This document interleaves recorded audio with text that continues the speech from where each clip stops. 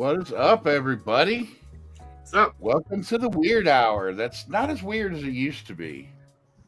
I was discussing that with John the other last night on Tony's Live. My weird hours are not as weird as they used to be.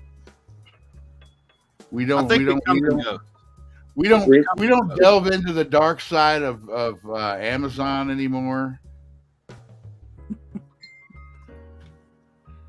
Sorry, I got some messages going on. So, how you guys doing? What's going on with everybody? William, what do you got going I'm on? good. Found out the my 1970 pickup still had one of its original heater hoses, and Nice. it blew. I actually took a picture of it. It actually has a Mopar on it for in a few spots. It's actually Oh, pretty that's cool. You got to cut those spots out. It actually says Mopar on it. Where's that picture? I think I had that picture. Yeah, it's in Discord. Yeah, there it is. It still had the factory metal squeeze, the crappy metal squeeze clamp on the heater core side. Yeah, but aren't those better than the ones that you don't they grip? They're super annoying to get off. That's why I call them crappy. Yeah. They may have better clamping force. I'll give them that. But taking them off and on is unless you have those special pliers, that's what makes it annoying. Yeah, there it is. It says Mopar right there. Yeah.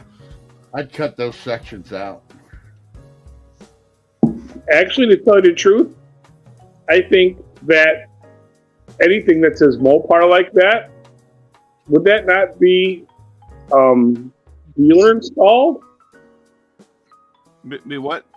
Yeah, with the Omega M, they had the Omega M back in what year? What year is that truck? A 70? 70. Well, my thought is, if you have to replace heater hoses, you're not going to go to the dealer to buy a heater hose. Some people do. It could have been installed at the dealer. Yeah, I used to have a boss that he wouldn't take his truck anywhere to get worked on but the dealership that he bought it at. Yeah. Because if you look underneath the hood of any car, most of that should say Chrysler Corporation, and Mopar parts are after the fact the car is built. Well, now, no, True, because underneath the hood of that's how I actually, back when I drove my Satellite for like 2 years before I even knew what Mopar was. And the thing is, I lifted the hood and there was a factory sticker in there and it said Mopar, but I can't remember if it had the Omega M like on my shirt. And then I went out and I read that. I didn't know what it was. And then I saw a magazine at the store that said Mopar, and I was like, "Oh, okay." And I started looking. Oh, I get it now. That's how I got all my education. I could be wrong on that. When did Chrysler really start adopting? In 1964, George Robinson designed the famous Omega M symbol, which is still used today. Until 1971, it was red combined with the black word Mopar on the bottom. The logo debuted in 1964. You know, that's funny. It's funny. I got all my. I say I got all my car education from magazines. That's how I got my sex education too. Huh. The logo debuted at the 1964 Winter Nationals along with the 426 Hemi engine. Okay. Well, okay, because those air clean or those factory breathers for the valve cover breathers had the Omega M on them. Okay. Well, it's kind of cool they use that same thing for that long. I'm just surprised that this 53-year-old heater hose lasted this long. I know that's all I had to change on that truck of mine was all I had to do was change some rotted out fuel lines, rubber fuel lines. Yeah. and that they started running like a sewing machine. His heater hose only blew because it blew on a spot that had started to balloon, and it was ballooned when I first got the truck when it still had the slant 6 in it, and it just finally was weak enough and just spewed. I see Jeff's in the chat. Jeff, you ought to jump in here. I don't know if you have access to Discord, but You should. Yeah, he's in our Discord. I put the link up there. He's in Florida. John Pope jump into Discord every once in a while.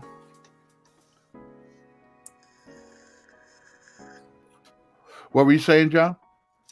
He's in Florida right now. Oh, he is in Florida right now. Yeah, okay. Yeah, you lucky son of a bitch. Yeah, Jeff's enjoying not touching cars right now.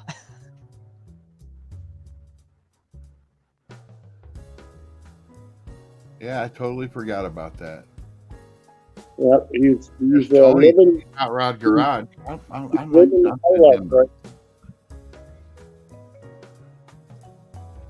Tony, I'm going to send you an invite. See, now I don't. Tony's live a couple weeks ago or last week. I can't remember what it was. There's a reason I don't post the live the link up in the chat anymore, because I don't know if anybody saw it. Some guy, I guess it looked normal, and then he clicked on him to add him, and all of a sudden the guy, as soon as he got added, popped up porn on the screen. So I was like, nah, I'm not gonna risk that. Well then, it was nasty porn too. I'm not gonna go into what it was, but oh my god.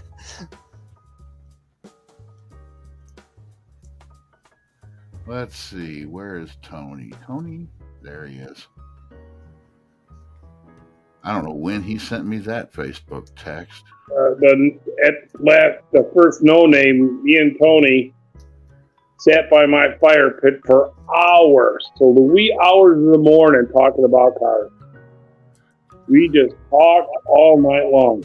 I like Good Tony guy. A lot. Yeah, he's a great guy. So where are you going to park this year, John? Same spot. You gonna park over in the grass by us? Yeah, the only thing I'm going to do is I'm going to pull in instead of back in, so I can have my canopy towards the racetrack so I can see the cars going down. Oh, yeah, yeah. But when the sun goes down, it'll be to the back of the camper, not the front side of the camper. So, I mean, I don't care if it's there or one or two by you, but, you know, I like parking on the grass so I can have I like having a fire every night.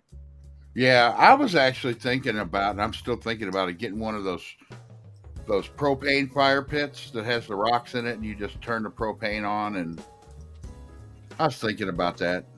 You ain't no Boy Scout, dude. No, not at all. It's a lot easier just to turn propane. My grill is a propane grill. You gotta have the smell of the burning wood, Brian. But then you got to worry about putting it out. No, you let it burn out the morning. I tell you what, don't worry about nothing. I'll handle the fire. Okay. You just get your fucking ass over there. Bring your s'mores or your hot dogs or whatever it is that you want to cook. Slim Jims. No, Slim Jims go on the grill. They can still go with the fire. You just need a really long fork. Really long fork. I've never heard of anybody cooking a Slim Jim. You wouldn't believe how good it makes them taste. Oh, maybe I'll have to try it. It makes them taste so good. Me and John before my live, we were talking about diets, and I didn't tell him I'm wanting to go on that carnivore diet where you eat nothing but meat. Nothing but meat. You're supposed to lose a lot of weight doing that. That doesn't sound very healthy. What do you mean? That's how caveman got around. Thousands and thousands. Meat is the only thing that you can do that with. If you went on a strict vegetable diet, like just straight broccoli and no protein or any fats, you would die. Yeah. Meat is the only thing you can eat nothing but meat, and Meat and eggs, butter. Actually, Jordan Peterson went on the all meat diet. Yeah, that's all Jordan Peterson eats. He said he had some autoimmune conditions that seemed to go away. He lost some weight and other things. So there's Tony.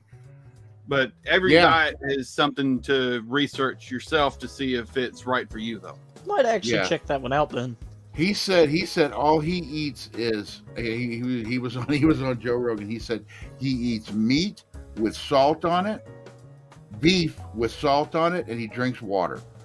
And he goes, sometimes sparkling water. And Joe Rogan was like, well, that's just the same thing as water. He goes, when all you drink is water, sparkling water is a treat. Yeah. What's up, Tony? What's up? How's it going? The mess. The mess. I've been moving shit around all day. I like the flag. Yeah. Yep. That's one thing that hasn't moved. I had 2 different shelves in here, and my wife commandeered them, so all my shit's scattered all over the place. And I noticed it looks different than it did yesterday. Yeah, that's why it's a mess in here right now. You need to get you some of these soundproof squares and a LED RGB light, and start looking professional, like a professional streamer. So John, that Power Wagon is sweet. That sumbitch turned out nice. It did. So you're bringing Haney to No Name Nationals, right? Yeah. I just got it running last night. You're gonna have somebody drive the Power Wagon down so both of them can be there? No, because I'm traveling by myself. Oh, okay. So it's going to be me, the camper, and I'm going to put Haney in the back. It's only a 5-hour drive. No big deal. Yeah. Do those campers haul cars on trailers pretty good? Well, yeah. You don't even know it's back there. But if you win that lotto and give me my stacker trailer, I'll bring both of them. Oh, come on. You're a super successful business owner. You should be able to afford a stacker trailer.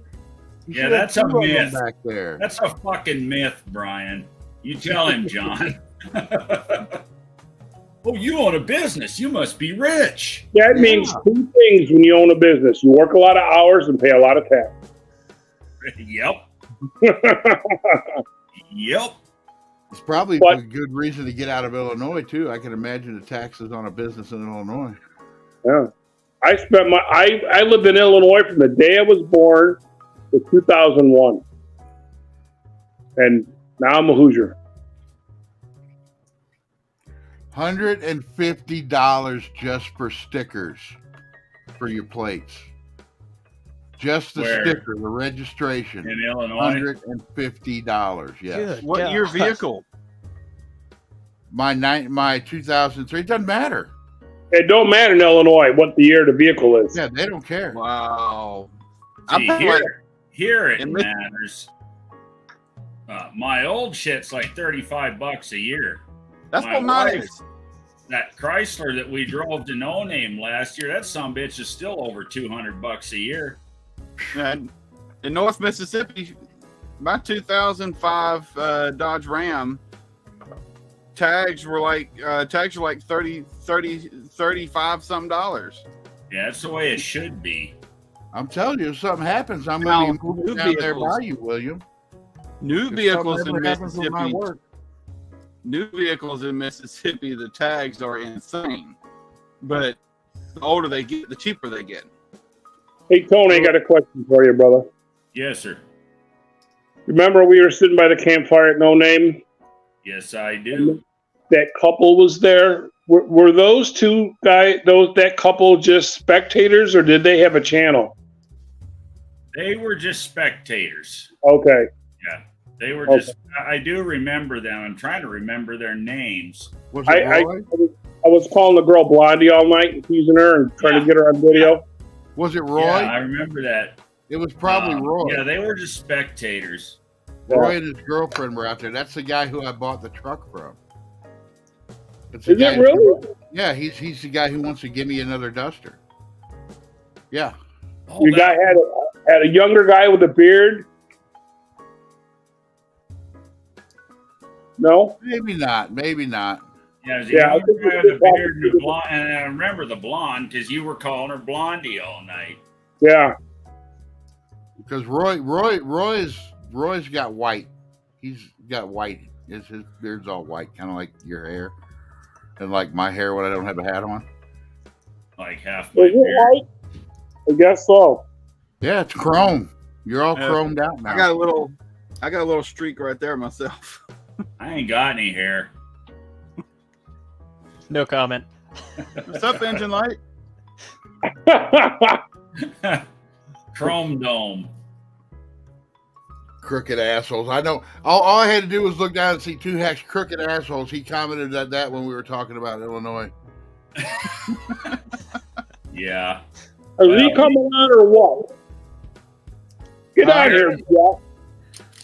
No, he's in Florida. It's not an excuse. We have technology.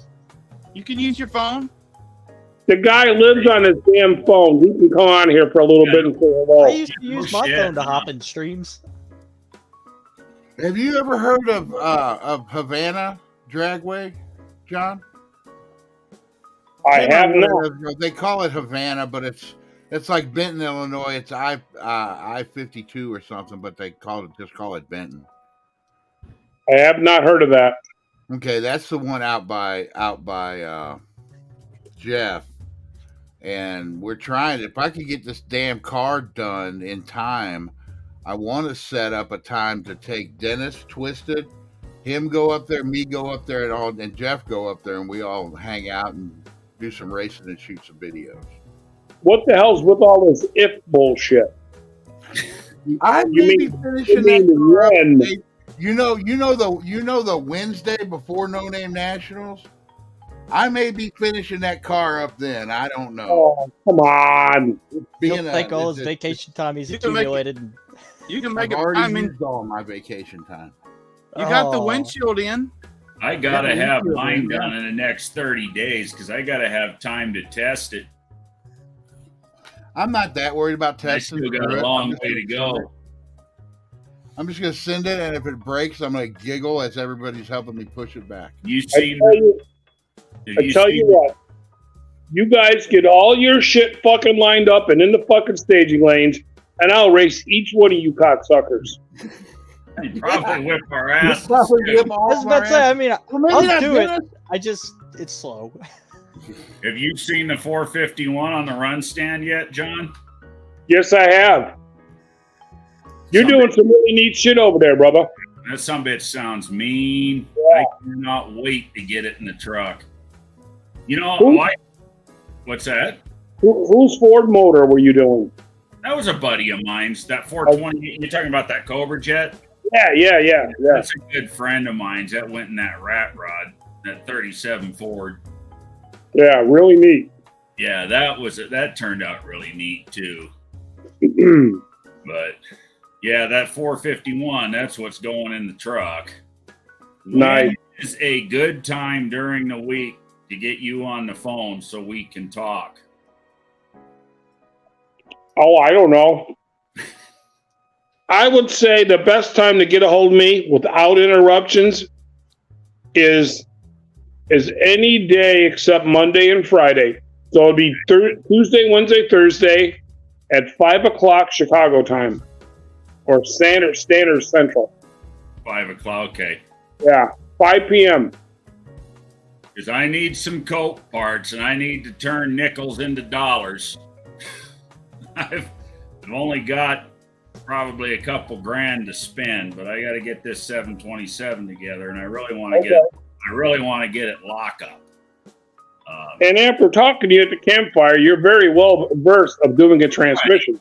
Right, but you probably know what I can interchange and what I can't, and probably have parts that I don't have that I I'm can't. a dumbass. I don't know shit. Bullshit. Don't feed me that line of shit. I hung out with you, talked to you for hours on end around here about fucking transmissions. You don't even get me any. I don't know all of the details and intricacies about the 727s, but I have rebuilt one, and it is currently working in my 1970s. So very cool. I actually had to make my own tool to compress that spring to get that clip off. Everybody, I mean, people are scared of transmissions. Which I'm not, spring? really, Are you talking about the piston in the front drum?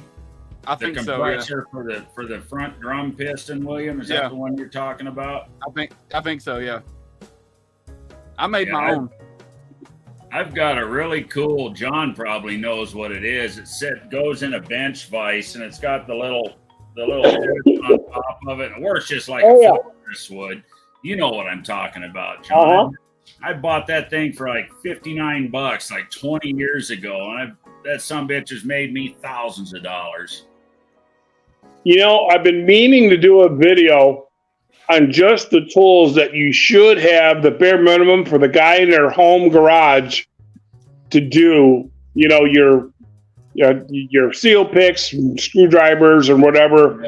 That press would be one of them that you're talking about, Tony, and maybe a bushing driver or two. Right. I've been meaning to do that on my to-do list. Well, see, and the thing with that particular press that I have is, I don't know what the hell they cost today. I'll bet you they still ain't but $100. You know, so it's affordable for a guy that's just doing it here and there in his garage, and really kind of a must. Yeah.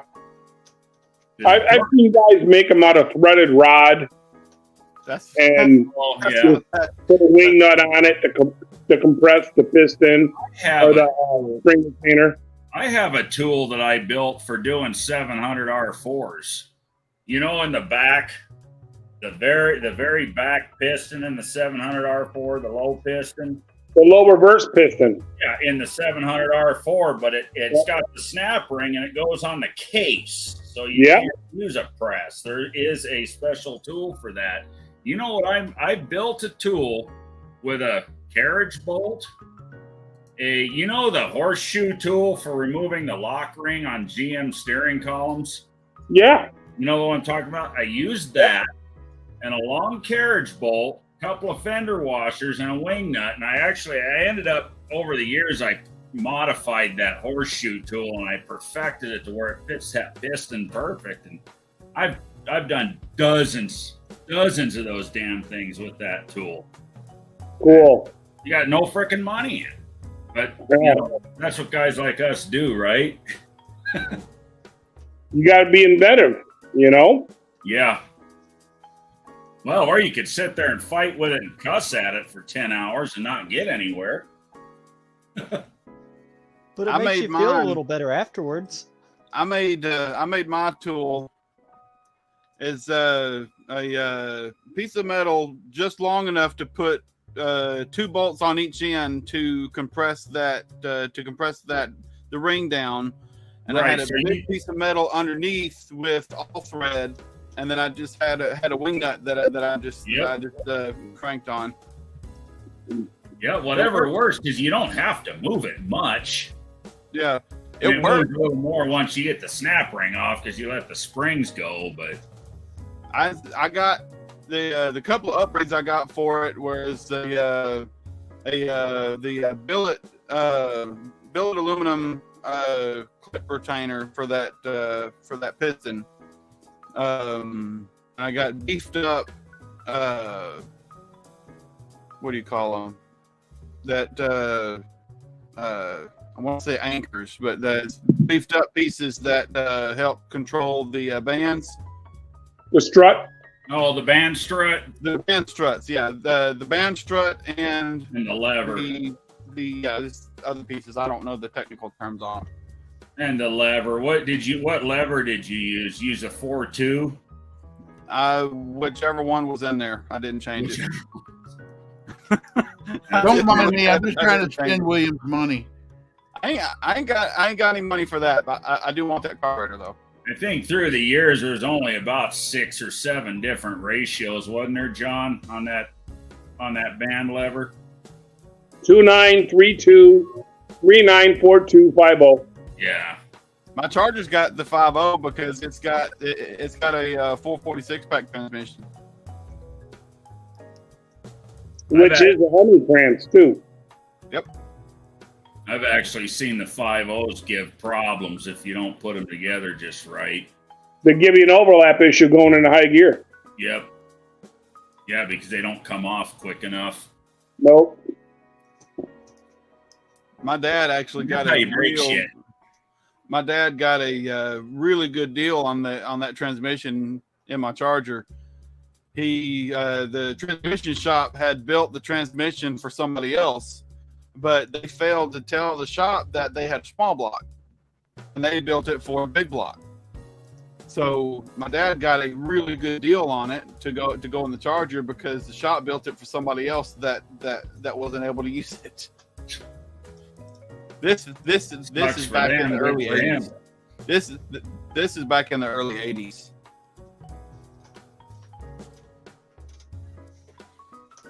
And all I've had to do to that transmission, I had to do a band adjustment on it, and after that, I can still chirp tire going from first to second.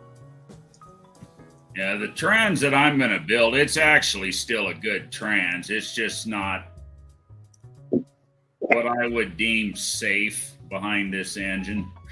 Yeah.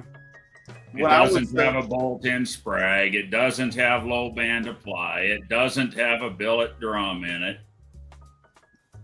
The time bomb waiting to pop. Yeah, exactly. Exactly. I built the unit back in 07. It's a great trans for a 350, 400 horse engine. Yeah. Chain drag racing. When I was gathering parts to build mine, I got the bolt-in sprag. I did that too. I got 4 gear planetaries in it. I talked to somebody who was knowledgeable on what parts you could swap and stuff, and he said one drum from a newer 727 transmission you could put in the older ones to carry more clutches, and that's one I got from him to put in the transmission, and it works. Nice. The only issue I have with it is you got to let off a little bit to get it to shift into third. It'll shift first to second, but from second to third, you got to lift off the gas a little bit, and it'll shift. Yeah, William, that's because automatic shift valve bodies are gay. William, I laughed my ass off when I seen those videos, John. I've had people give me shit about that. Really? They could not see the humor in it. Fuck them. William, I got a question for you. He's probably gay. What? Yeah, you small block guys are gay. What? Whoa. Wait a minute. You got your car is not a small block. It's a Hemi / Max wedge car, ain't it? No, it's a 426 wedge car, but I've still got small block stuff laying around. That's all right. So you're half a fag. Yeah, just a little bit. William. Yeah. I got to ask you, what kickdown linkage do you have on it that you're getting a late third? Kickdown linkage, I have a cable. Is it a low car cable? No, it is not. It's by Bouchelon. It is really cheap. I don't remember the brand. It was just a cheap eBay. All right, that's your problem. Okay. You need the linkage? Really? If you want to adjust that cable a little bit, and don't worry about passing gear, don't worry about being wide open throttle. If you unadjust that cable a little bit, you will get third gear to come in. And once you do, be like, yeah, okay, it's my cable adjustment. Then you're going to find out there's a certain geometry. The throttle going from idle to wide open throttle, and your kickdown lever going from one side to the other is not a 1-to-1 ratio. So the cables that you put on there are 1-to-1 ratio, and you will always get a late third gear shift with those low power cables. And the reason for that is those cables are designed for 700 R4s. Exactly. Well, I've got almost the same cable on my charger, and it shifts just fine. Probably it's all in the adjustment. Throttle valve pressure over line or over governor pressure is what controls the shifts. As a test, I did actually take that off the carburetor just to see what it would do, and it would shift way late, almost to the point of not shifting. It was late. You have to get the RPMs really high for it to shift. I figured the throttle pressures probably are not, the adjustment on the valve body is probably not where it needs to be. I wonder if he's got something going on with his throttle valve. Yeah, because it just shifted real early, William. Turn into a straight up flush box and die an early death without TV input. You and I both know that's true, John. I know. They will not live very long without TV input and automatic valve body. My charger shifts fine, and I've gone through this valve body a couple of times, and I know I put stuff back right, but it could just be worn out. I never even hooked that shit up. I do know one thing that will cause a late third gear, and if you lift and it goes in, and then you're all right. Yeah. When you put in the TV spring from a Transco shift kit, and you don't cut down the TV valve like they tell you the instructions, that exact problem that you're having will occur. Well, it won't go into third gear till you lift, then it goes into third gear and you accelerate, and then that stays in. It's putting that TV spring in that valve without grinding it down. Well, the valve body that's in there doesn't have a shift kit installed. Oh, I'm sorry. Well, then scratch that. See, I told you I was a dummy. I wonder if the TV board just ain't worn. That happens a lot on new valve bodies, but not on old valve bodies. It's probably just my inexperience with valve bodies. Wait a minute. Is it behind a small block? Big block. 33. Problem. John, you know what you need? What? You need a shop truck. And here. Okay, let's see what you found. Need a new shop truck. Right there. That's William's truck that he's selling. Trying to sell. Haven't had any interest in it yet. Tell us about it, William. Here, give us the pitch. Well, this is a 1970. Only good stuff. This is a 1970 D100 factory slant 6 truck. Has a big block 383 rebuilt with a 44 284 cam, purple shaft.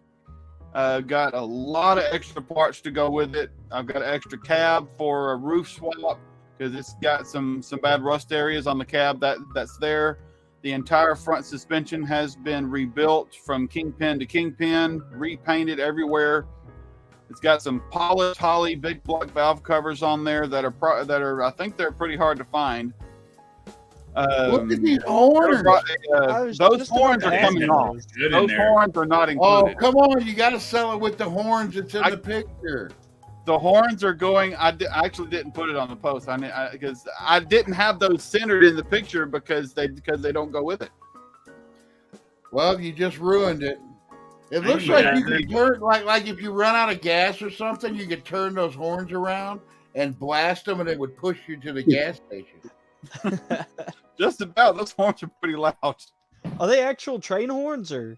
Those are horns off a 40s to 50s Chrysler, Plymouth, Dodge, or DeSoto vehicles. They're actually auto lights. 6 volt. 6 volt positive ground, right? 6 volt positive ground. I'm running 12 volts negative ground. All it does is make them work louder and reverse. Oh, that's cool. Really nothing. This is not an adventurer package truck, but go back to the hood picture. Go back to the hood picture, Brian. That is a hood picture, isn't it? It's not. This is not an adventurer package truck, but I wanted the Fratzog logo on the front, so I was able to get the emblem and got it on. The custom emblems on the doors, right by the mirrors, those were off of that cab. I was able to get my hands on. The truck is pretty solid. It does have its rust areas, but the truck is really solid. And you get a whole nother cab to fix the rust with. And I got the doors that came off this cab, and I just got a lot of parts to go with it. Does this little car go with it too? No, I got that from a buddy. I didn't want to move a bunch of crap out of the way, so I just. What about the press? Get the Harbor Freight 20-ton press with it too. I'm fixing the to dash go buy shell one on top of the press tomorrow. The dash shell on top of the press is what I was mainly getting a picture of. The gas tank right there. There's some other parts. The grill shell, it's a little crunched on one side, but it's still a really good shell. But yeah, there we go. William's truck is for sale. If anybody's looking for a truck. How long have you had that, William? I've had that for at least 7 years. I could actually look it up and see exactly when I got it. Pretty cool truck. I picked it up from the same guy that I got my 440 from.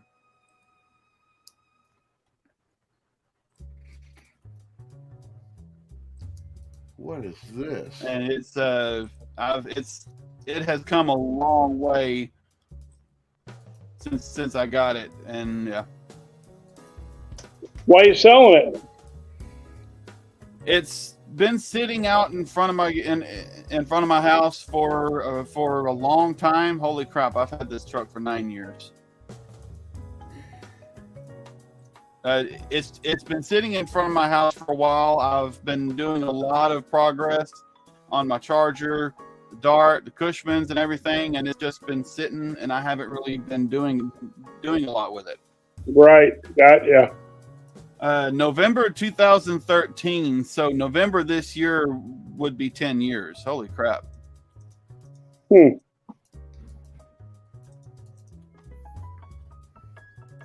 But the dash shell that's currently in it is really badly rusted by the windshield. That's why I have the extra dash shells. I have a perfect black dash pad that's actually behind me that I've kept in AC climate control until it's ready to go in. Until I didn't want to put it in because there's still some water leaks from the rust on the roof. So perfect dash pad, no wrinkles, no cracks, no bulges, nothing. It is perfect. Yeah, but if it stays for sale for a month and I don't have any big interest in it, I'm just gonna keep it. I've been messing with it. Actually blew the heater hose. You're gonna keep it until it makes you mad again, and then you're gonna sell it again, and then you're gonna keep it until it makes you mad again. I have tried to sell this truck a couple of times over the almost 10 years I've had, and just you need to just get it all lined out so you can tow the Charger with it to No Name Nationals. I don't see that happening this year. I don't see that happening this year. Well, there's a really good chance. Go ahead. Go ahead. No, I was saying there's a really good chance I'm going to end up driving the truck to No Name Nationals. Wow, from Arizona? Yeah, that's why the trans needs to be lock up. William, are you in Mississippi? I am about 15 to 20 minutes from Elvis's house. Yes. From Elvis's house. Yeah, he's on the border of Mississippi. I'm about 10 minutes from Memphis, but I'm about 15 to 20 from Elvis's house. I gotcha. I want to go there. That'd be a cool That's trip. That'd be cool to go see it. Oh. Yeah, I think like 40 some odd people have liked the sale post and the various groups I've posted it in, but I haven't had anybody contact me on it. I need to start asking people another question in my interview lives.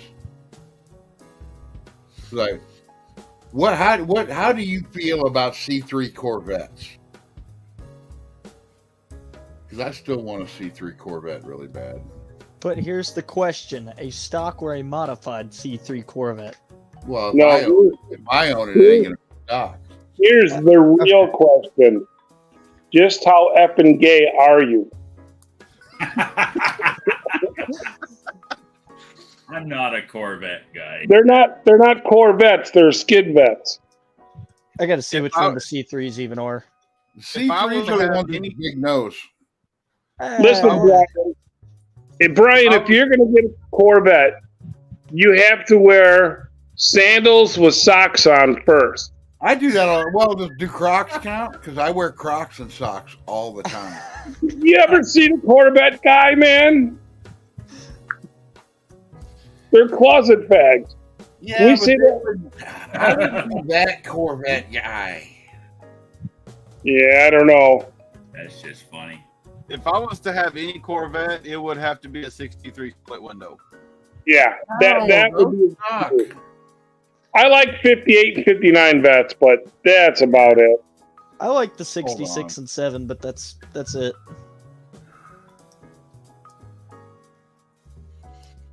Brian wants to drive around in a rainbow Corvette. Engine light garage says he likes John's answer. I like 1 year vehicles, and the 63 being a 1 year vehicle with the split window is really what checks it for me. Look at that. That is cool. Man. That is just cool. No. Yes. To each his own. What year is that, Brian? That's an 81. That's not the best year C3 Corvette, but probably got a dildo for a shift handle. Wait, no, I think 83 or 84. I think was the last year of the Coke bottle design. I think, wasn't it? Coke bottle design. Oh, that's B-body stuff there. Man, everybody. Okay, here. All right. I'm bringing this up now. Everybody says Coke bottle design. I'm going to get it. And this is what I was told was the meaning of the Coke bottle design. If you look at the top of the car, like look at it like you're in an airplane, the car is shaped like a Coke bottle. Is that right? That's the way I understood it. That's what I've always been told. Which basically is your Chargers, Cornettes, and Roadrunners. It goes out, comes in by the door, and goes out by the quarter panel. Okay, but there's this fucking idiot. I swear to God, I can't remember the name of the channel, or I would blast him on this live. It's not the dude Carlisle, and he has just enough knowledge to be dangerous.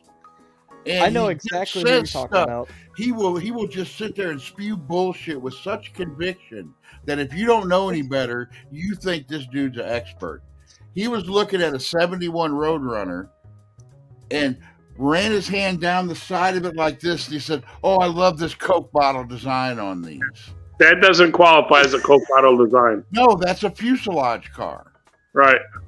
Brian, I know exactly who you're talking about. I watched his video at Carlisle the other night while I was at work, and I was like, "Holy crap!" This dude is just such an idiot. Well, what gets I want to have him on one of my interview lives just to be like, just throw questions at him and be like, "No, you're wrong. No, you're wrong." All you got to do is say stuff with confidence. You don't have to be right. Yeah, and that's exactly what he's doing. He's spewing bullshit with extreme confidence. And it's like, and he's not bad to watch. No, actually, his stuff's entertaining. It's just bad information. It seems like he knows his shit. But then it's just like, what did he just say? No. What? No. It's like, oh my God. I don't talk about stuff or act like I know anything unless I know what I'm talking about. All right, I found that guy's channel. I make sure I know what I'm talking about before I start running my bullshit. That makes sense. You wouldn't believe how many people out there that don't. Oh, I know. I call them half car guys. And I hate talking to them. I hate talking to half car guys. That's the same guy that tell you that his uncle had a car that would do a wheelie over a 6-pack of tall boys in the parking lot. You know what you call that? Bench racing and bullshit. Yep. What gets me is the sheer amount of people. When I talk about the 3D3 I've had, they always reference it as a Chevy. Yeah. Always. Oh, I hate that. And I have to correct them. I correct them every time, and I said, no, Mopar. This is Mopar. Mopar had the original 383, and it was a big block. No, isn't the Mopar Chevy 383 the stroker motor? The Chevy 383 is a stroker. The Chevy 383 is nothing but a bored-out 350 small block. No, it is not. No, it is a 350 with a 400 crank in it. It's a stroker.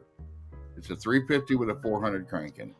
So 430 bore and a 3 3/4 inch stroke. You know how I mess with those Chevy guys?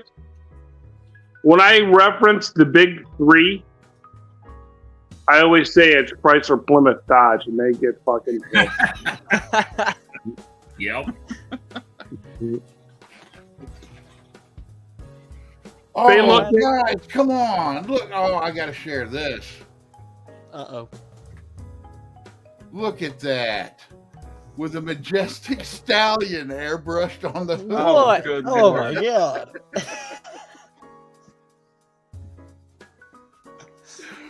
What did they do? I think I just puked a little. You know what? Someone took a shit on the hood and it melted. And the little picture, I was like, what is wrong with that? No, you know what it really looks like? It looks like a Budweiser Clydesdale on the hood of that Corvette. Well, then we know it's fucking gay. Right. It should say Bud Light on the door. Oh, what do the other pictures look like? No, I'm not even showing them. I'm not. I can't get away from it. All right, Brian, I got a question you can ask all your guests all the time if they're Mopar guys. Okay. Most of my guests are. This can go around to every guy, starting with you. If you didn't own a Mopar, well, we already know the answer to this because you just posted tag bets up there. No, but if you didn't own a Mopar, what would you be into? I can tell you right now, and then I'm not even talking about Corvettes. It's a Chevy though. I really, really like Chevy El Caminos. I wish that Dodge would have made something like that besides the little Rampage. I wish they would have made an El Camino. Because I would be all over it. I mean, William, what's your answer? I did a PowerPoint presentation in college on the Corvette. So you would be a Corvette Mopar guy? Was not part of my life. Honestly, it would probably be something Chevrolet. Okay. Backwoods? Just by that sheer fact. I know his answer because he's got one. I would be a very big Ford guy, and honestly, if I was going to dial it into one car, it would be the 66 or 67 Ford Fairlanes. Tony? First gen Firebirds. Pontiac powered. No Chevy transplants. I also like. God, preferably, it would be a '67 with the wind wings, with a 326 in it, 1 year only car, and it would be one of those little engines that you didn't see coming until all you saw was the fucking tail lights. Cool. I also like second and third gen Camaros too. If they outlawed Mopars today, I would probably be a Ford guy. I like 70 Torinos, and I like the 69 Carl Yaleberg arrow-looking cars. Oh, yeah. With the tilted nose. Those, to me, are the B bodies of the Ford world. Yep. I agree. I can see myself, if they outlawed Mopars, being a Ford guy. I don't know. There's just very few Fords that they just don't that I really like. And if anybody says Mustang, I'll say it again right here because I'm waiting for some. No, you know what? I have to say that too, though, because of what I was talking about earlier. I may have not been a Chevy guy if there was no Chrysler. I may have been an AMC guy because I like some of the shit AMC did.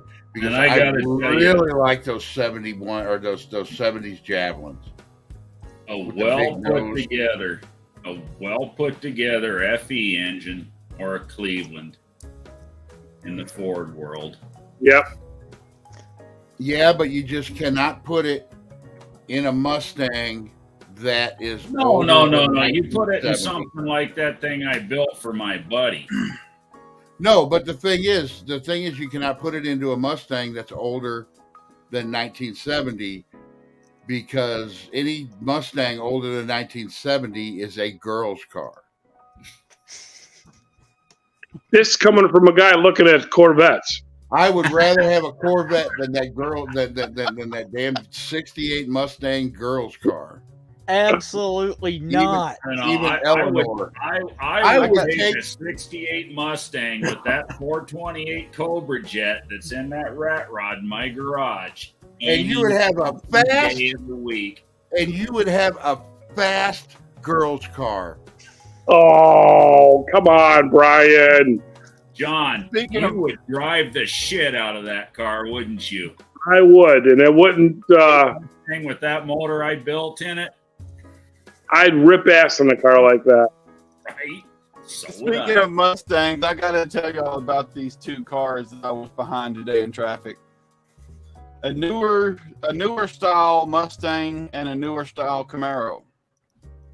The Mustang's tag was custom and it said V6 King. Both of them were at a light and they were in front. When both of them took off, all I could hear was fart cans. Oh, I hate them things. Did the Mustang spin out? It was V6 King. He didn't have the power to spin out. Oh, okay. No, but if there was a crowd, it would have aimed for it. Yeah. Reading the comments here, Peckerwood says he thinks Brian tripped and hit his head. No, I think his mom. Cool, but I actually like Fox bodies. You think his mom dropped him? Dropped him too many times as a baby. I'm gonna show you. Look now, this Fox body Mustangs do look good. If somebody gave me one, I don't think I would turn down a Fox body. That is the most beautiful, and it's even red. And I'm saying this. That is the most beautiful Mustang ever made. Yeah, I think that's one of the ugliest ones. I love those cars. I don't like Mustangs. I think 72 not a real big fan like of that body. 72 and up. I do not like them until they hit the Fox bodies. It almost can pass as an AMC. Right. You know what I mean? I knew somebody. You know what though? It's a 73. I think I've really got a thing for like 71 to 74 car styling in general. Yeah. That may just be me. That might just be my thing. It Mustang almost got like part Javelin and part Matador to it. Yeah. I knew somebody with Mach 1 like that. That was yellow. It actually looked really good. I see that. Well, I don't even know what color you'd call that. It's like I don't know what color you'd call it. It's like it's petty blue. I think every car company had that blue. I used to call it Earl Scheib blue because that's what everybody told me it was. Petty blue and Earl Scheib blue are the same. But I've seen that, Brian. Your Corvette friends? No.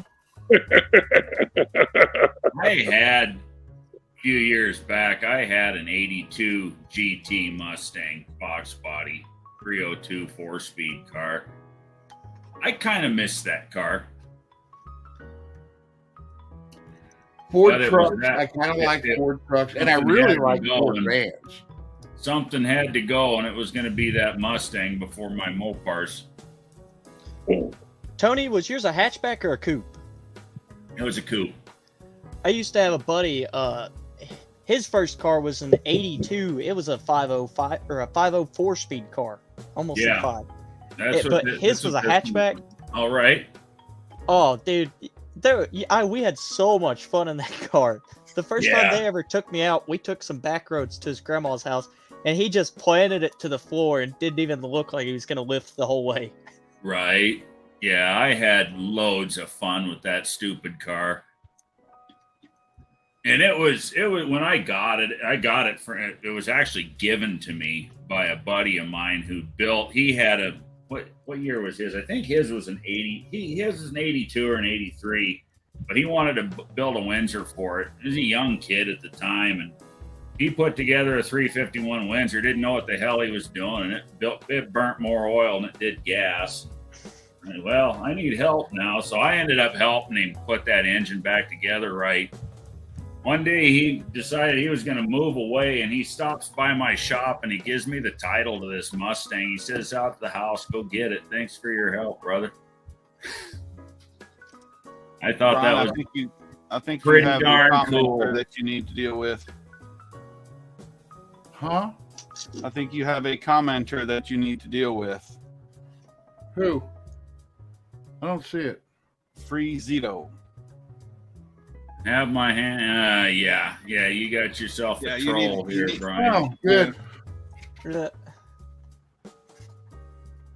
Not sure how that works through StreamYard, but wow, they made it real easy through StreamYard.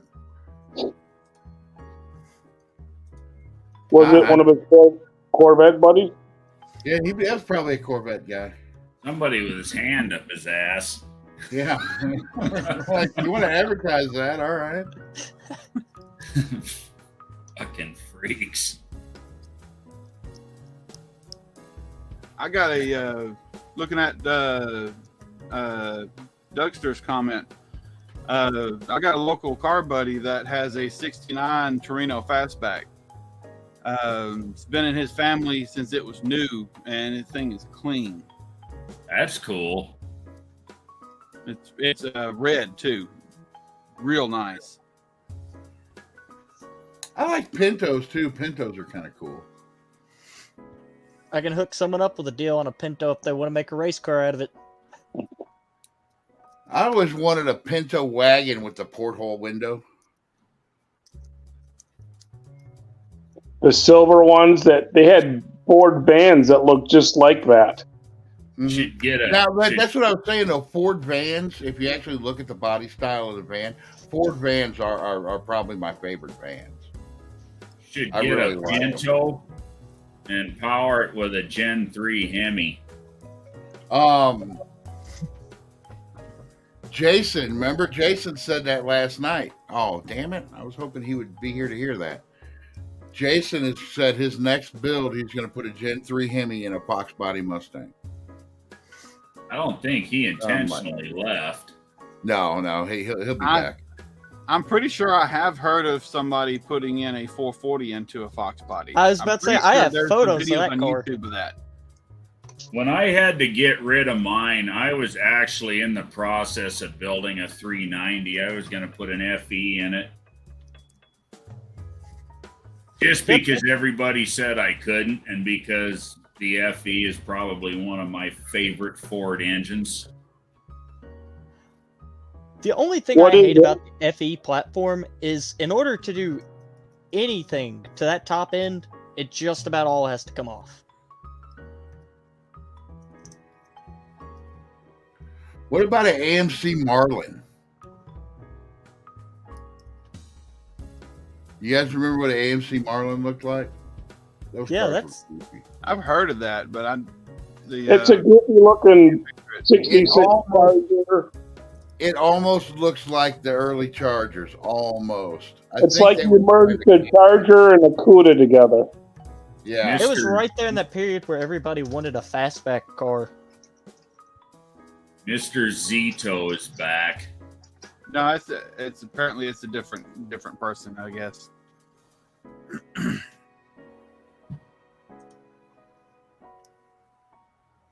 Oh, I'm sorry, my son got a count. Oh, keep your kid off your computer. I can smell bullshit from a mile away. Yeah. Control your fucking children.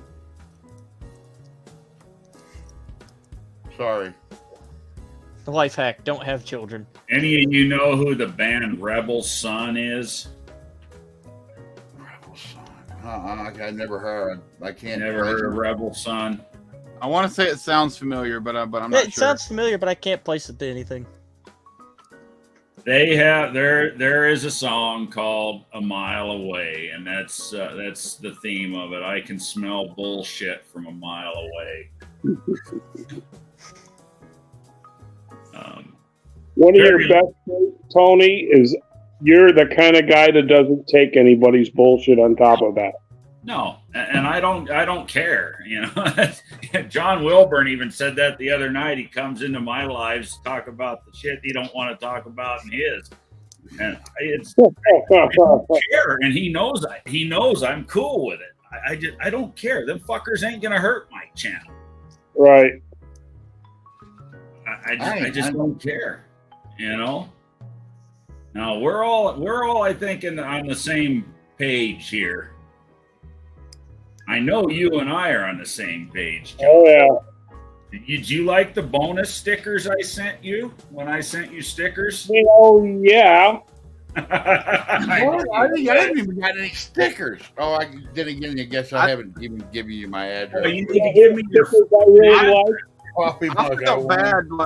I felt bad at last year's No Name not having any stickers with me, but I have plenty of stickers this time. What were you going to say, John? I like Blake's Heathen sticker. Yeah. Those are cool. Yeah. Yeah, you're still... down. Hello, heathens. Yeah. That's funnier than shit. It is. No, that whole Bad Tree camp's a bunch of good people. Oh, hell yeah, man. I got everybody's stickers in here from last year's No Name.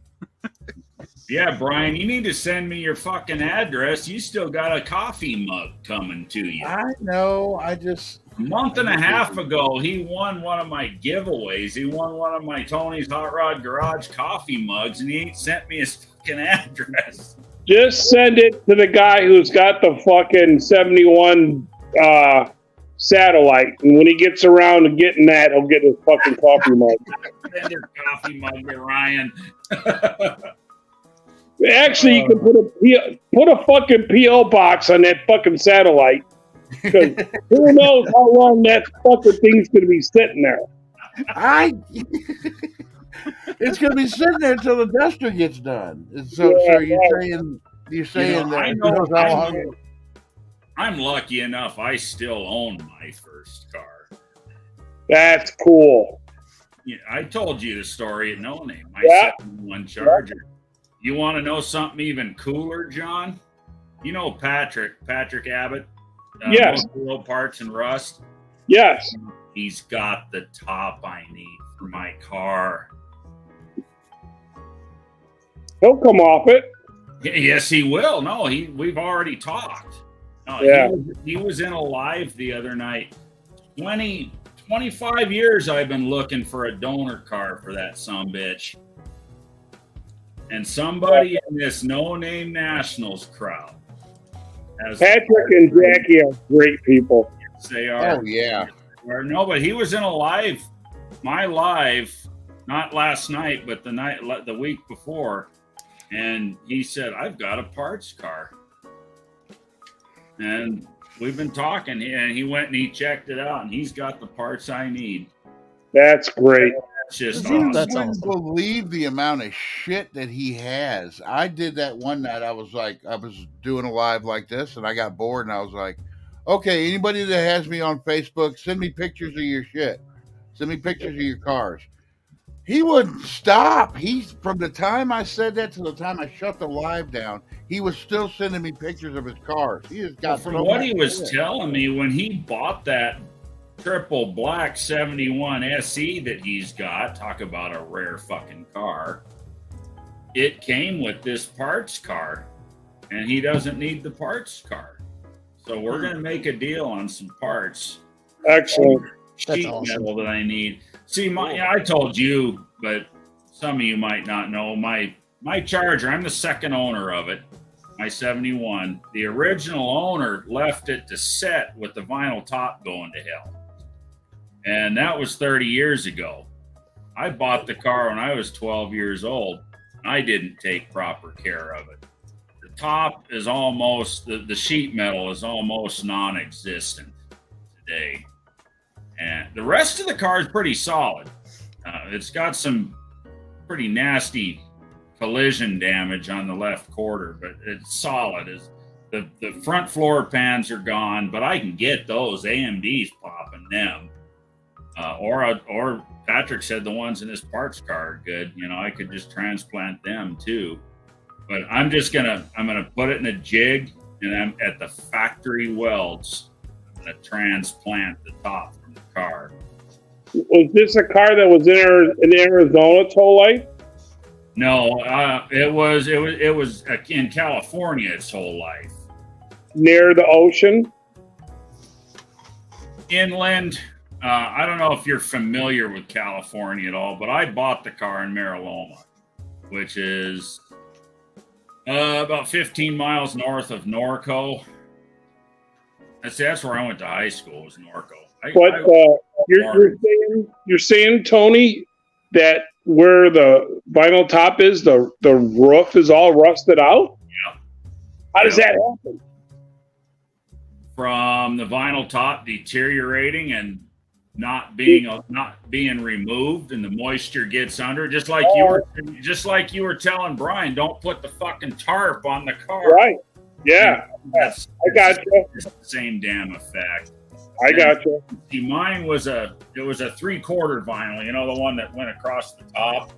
Yes.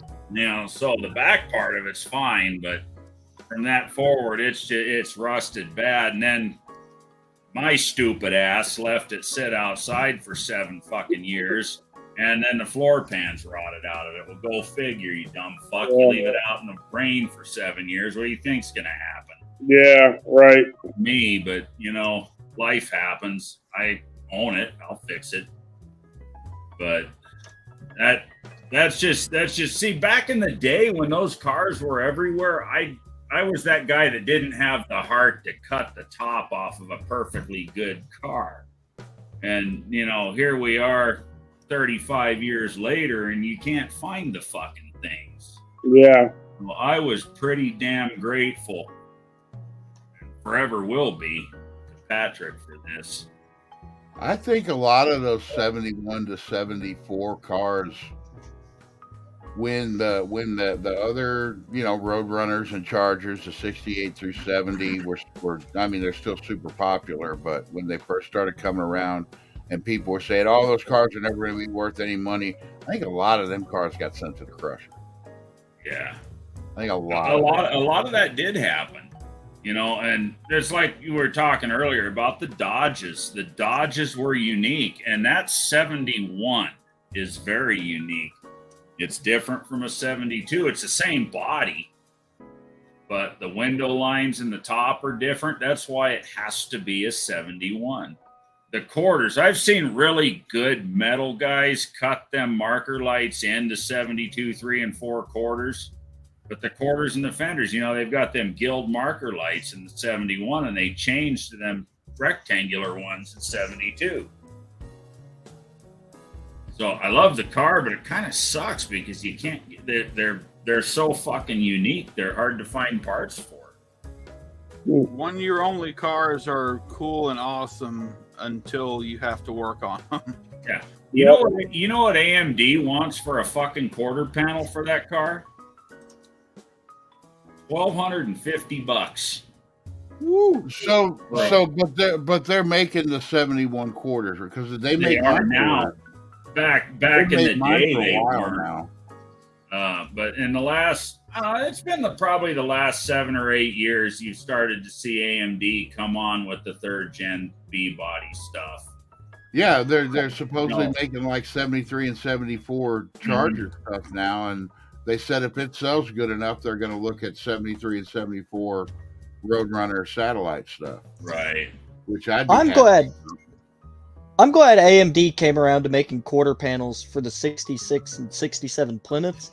I don't know how much you guys really mess with those cars, but unless this car has been kept in pristine condition, you will never find one of those that the quarters have not been worked on. Even our Mr. Norm car, it sat in a semi-trailer for 30 years, and it's starting to rot out at the bottom of one of the quarter panels. Yeah. Well, I think that this is just my prediction, but the early A and B body cars are going to be the next big thing. Because I don't think they're going to go. I don't think now, like the 73s and 74s might start coming around in money, but right now the early stuff is all that normal people like us could afford to buy. The 3s and 4s kind of fall into that spot. Everybody was getting out of the performance stuff, and that's really what, for years, everybody it had to be a Roadrunner, it had to be a GTX. People didn't want just a Charger or, just a Duster. And see, that's where, where it's actually cool for me. I've owned my 71 for so many years. I've watched this very evolution that you're talking about. Back when I first bought that car, it was not the desirable car. And I've been offered $15,000 for it the way it sits in the last couple of years. I'm lucky to get mine back for the price I'm getting it back for. Yeah. There's not an amount of money I'd sell my Charger for. I will die with that car. I have been offered. It turned out to be $50. Good amount of money for it, and it's a rust bucket. At least is. I've been looking at 70 and 71 Furies, and I want them with the Hideaway headlights. So not a Fury 3, so a Sport Fury, and I really like those 2 years. And the 2-doors are getting up their money. They're like 20 to 28,000. Right, and that's not even a really nice one. I've been looking at 4-doors, some clean 4-doors for, $6,000 to $8,000, which I wouldn't even give that car a second glance 10 years ago. Right. And now I'm like, hey, it's kind of cool, I've definitely been looking. I didn't buy one, but I've been looking at them. Right. John, if you don't mind a project, I might know a 383 2-door one you can get probably pretty reasonable. Yeah. I don't want no more projects. I want to all the projects.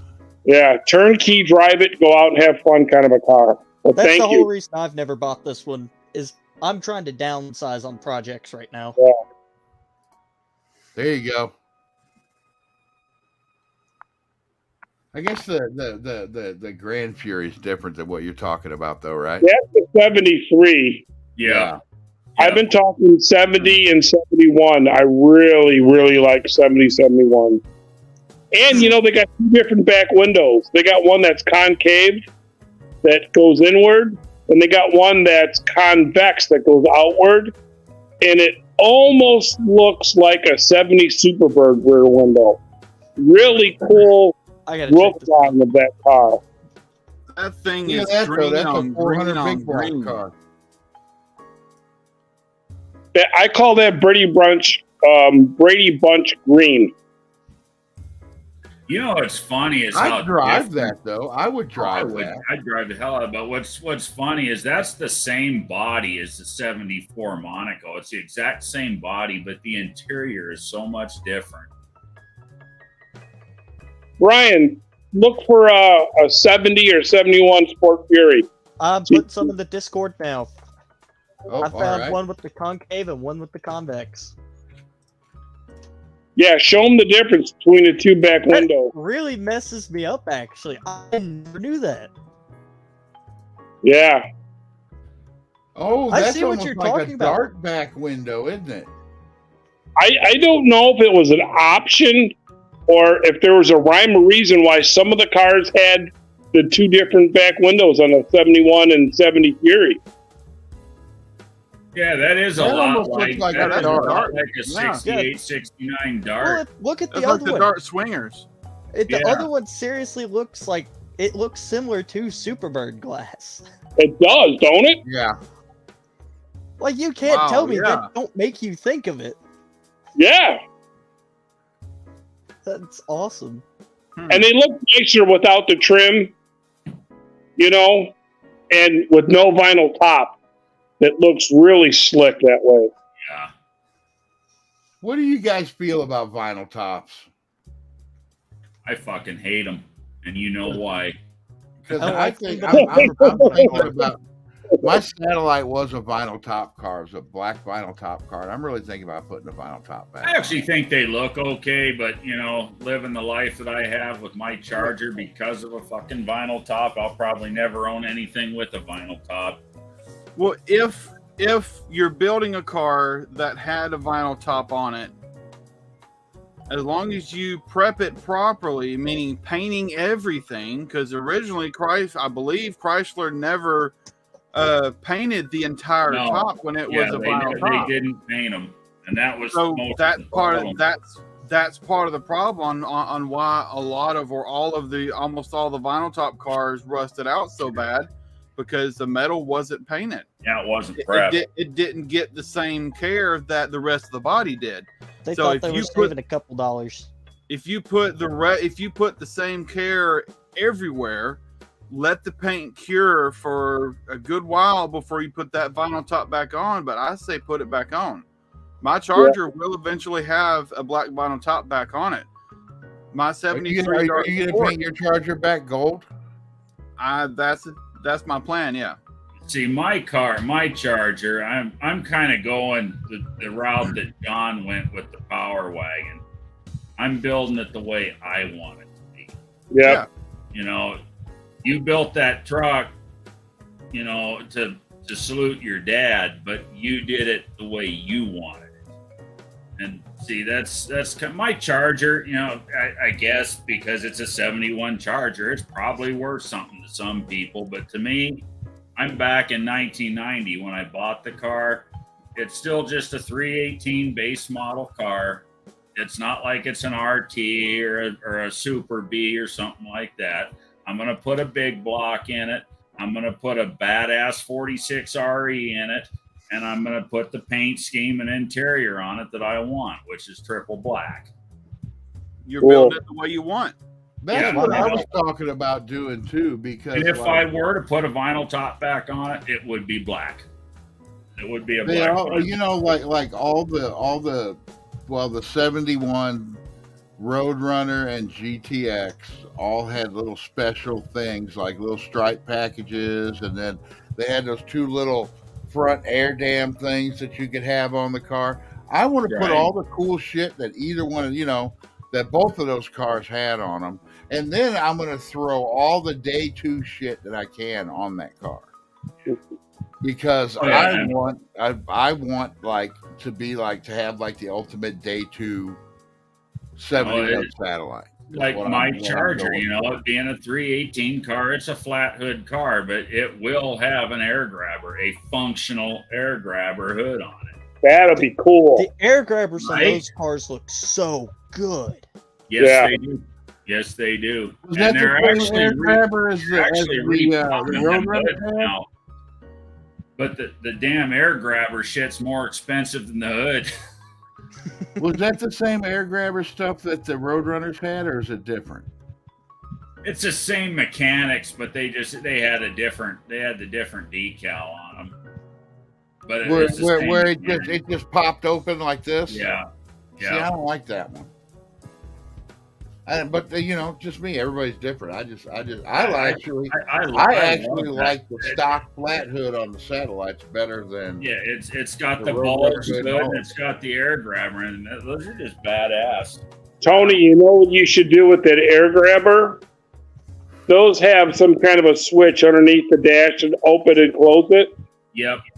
You should connect that to a set of exhaust dumps. So when you flip one switch, it pops open the scoop and opens the exhaust at the same time. That would be fucking sick. Cool. Hell yeah, brother. That would be hell yeah. Something my dad always wanted to do with my Charger was to hook up the headlight doors to electric motors and have it where you can control each of them individually, so you could wink one of them. He always talked about that. I always wanted to do it, and I still want to do that just because of that. That was hard to do. I know they sell an electric motor kit for them. I know. Dan Peacock have you seen the price with a lot of that? Have you seen the price on those kits? Well, yeah. Have you seen the price on anything, Mopar? William, what is the price of cool? It was almost $1,000, I think, or more. Wow. What is the price of cool? Well, it's a Charger. $1,000 for anything Charger related is cheap. Yeah, it's also much. Charger stuff. You're an A-body guy in a chat with a bunch of B-body guys. What do you expect? I drove a B-body all through high school. I drove a B-body that's why I took my damn driver's test in a B-body. Yeah, and then where the fuck is it now? Sitting in some fucking cheesehead fucking farm field, waiting for you to go fucking pick it up. I take that $1,000 back because I just checked, and on Herb Parts, it's not in stock right now, but they got for 6869 Charger electric headlight door actuator kits for $475. See, there you go, $500. Not bad. And all you got to do is instead of wiring one switch, you just wire two. So I think last time I looked it up, I don't think they've been available for that long, so they were probably it was probably just a new kit, so they were getting their money's worth while it was new. You know what you could do, William? You could make them sequential like the Mustang tells the turn signals. Oh, there you go. For the headlight doors? Yeah, one pops open, then the other one does, and when you turn them off, the other one closes, and the other one does. It would mimic the way the vacuum opens. Yeah. Open and closes, because usually they open like that. And because it's the travel of the air pressure. Now, does the vacuum holds them closed, right? The vacuum holds them closed, and when you open it, the vacuum holds it open. Oh, it does both ways. Yep. Okay. So is there a pod for open and a pod for closed? Huh? Is there a vacuum pod for open and then another one for closed? It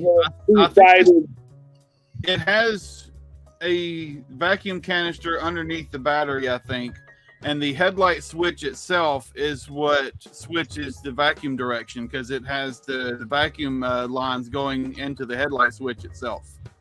And when you turn the headlights on, it like moves a door down to move the air to open or to move the air to close. Okay. Was that the same on 68, 9, and 70? 68, 69, 70, they put electric. Okay. Because on 70 Furies, those were electric. But I had a 68 300 and that had highway headlights, and it was electric. Well, the 300s was also the high-end model, wasn't it? It's where it was one rod that went through the center of the motor, And no, it would flip up. The model of the car, it was considered a top-end model, a high-end model, a luxury model. Well, yeah, it was a Chrysler 300. That's why. So that one little motor costed more than vacuum pods and the canisters. You know what I mean? I wonder about that. I understand the logic behind it, but yeah, they made two different systems in '68, and I guess they could have just made one system for everything. On all the cars I had with hideaway headlights, my '68 300 and my '71 Fury, those headlight doors would slam open and slam closed. They were. I tried to put springs on there to soften them up. There's a '71. Yep. That's a cool I know, car. you can have that. That's that's not far from me. My 500, that ain't bad for that. Hey, scroll down. Scroll down a little bit. Scroll down. My '71 Fury had brushes and squirters on the headlights when you wash the windshield. Have you ever seen that option? Oh, well, this has got hideaway headlights too, doesn't it? Yes. I know the There guy. you go, John. I found the guy your that used car. to have that car. That car's actually not in bad shape. Pretty cool. Is it a big block car? It was. 383 727. 383 Okay. Magnum, 727. I think I seen AC on there. Yeah. Running Yeah, growth I years did. I ago. saw AC on it. Go back to the old underhood picture. Yeah, right there. Yeah. Oh, yeah. Oh, dude. Power brakes, power steering, AC. Oh, man. What's all those vacuum lines over there? Oh, probably that's for the cruise headlights. control. Okay, for the headlights. That's for the headlights. Yeah. No, the headlights have an electric door. The headlights are electric. Is that for a cruise control? Dude, that's for a cruise control. Not way over there on the passenger That's not side. Yeah, you got the other side. Huh. There you go, The car John. looks like it's got some options. It's probably a lot of emission stuff. Not in 71. 71, all they had was that spark knock bullshit. And a PCV valve. PCV, yeah. EGR came out in 74. I know the guy that used to have that car. He's actually got a 70 I don't something like the wheels Gold on Duster it, right but now. that's easy to change. Yeah, I'd change the wheels in a heartbeat. But I mean, it seems like a solid car on the outside. The interior needs some work and that vinyl top. But shit, you ain't got no rust. The vinyl top actually looks whole, so that's a good thing. Hell yeah. There you go. Cool car. I find Yeah, stuff. you You think- mention stuff, I find stuff. I actually think by that tag that it's a real Sport Fury. It's got that long tag on the fender for that says Sport Fury. Yep. Yeah. But I had a 71 Fury, Sport Fury, that if you had the headlights on and you were using the squirter on the windshield to clean the window, it had these little brushes that would clean the fucking headlights. Oh, that's cool. And it had a squirter on the headlights that would spray it with washer fluid and swipe the blade over, or it was a brush to clean the fucking headlight. Very cool option. That is. All right, what do you guys think of that's in e-bodies? 71.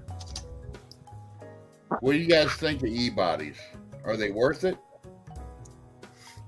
Now, how are we discussing worth it? Worth the money that they're asking for junk e-bodies right now?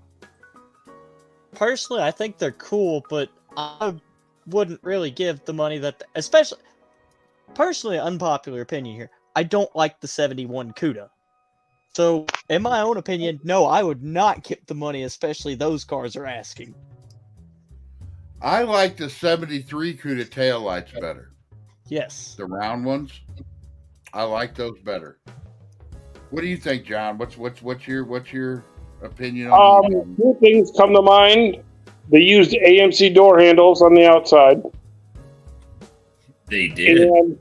And when you sit in one, it feels like you're in a fucking go-kart. When you sit in a B-body, at least you know you're in a taxi cab. And you're sitting straight up and down. You get an E-body, your legs are almost at the same level as your ass. It's really weird. And they got a terrible fucking blind spot. But other than that, they look cool, I guess, you know. They look cool with big, fat tires sticking out the back. Yeah. And a little bit of a rake. They look way better as a race car than they do a street car. I think that the Challengers look better as race cars and the Cudas look better as street cars. I don't know why. It's just that's the way that they look in my head. I'm never said I was sane.